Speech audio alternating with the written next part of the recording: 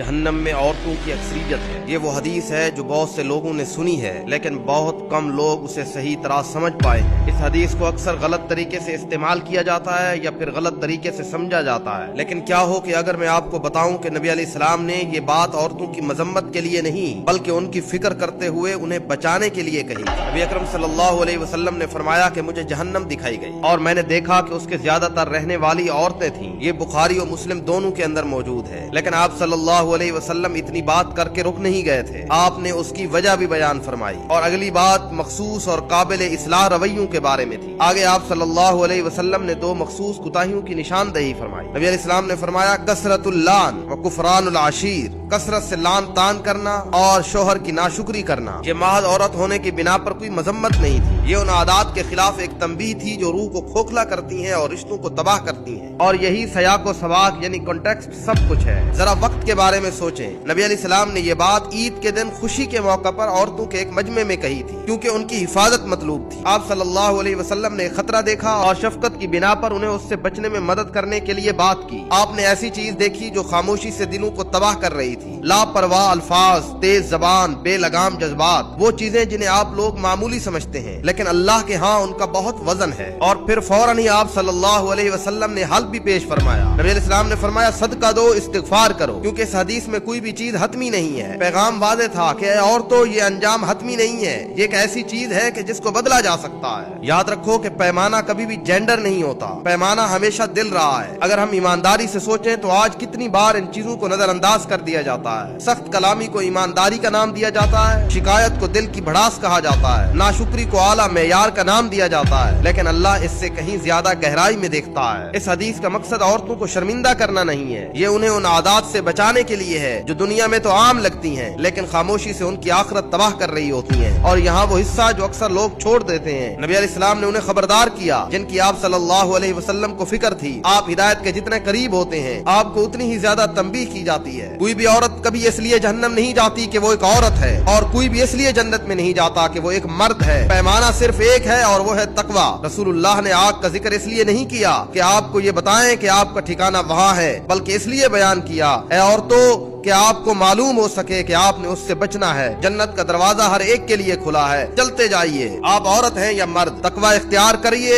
اور اللہ کی جنت میں داخل ہو جائیے۔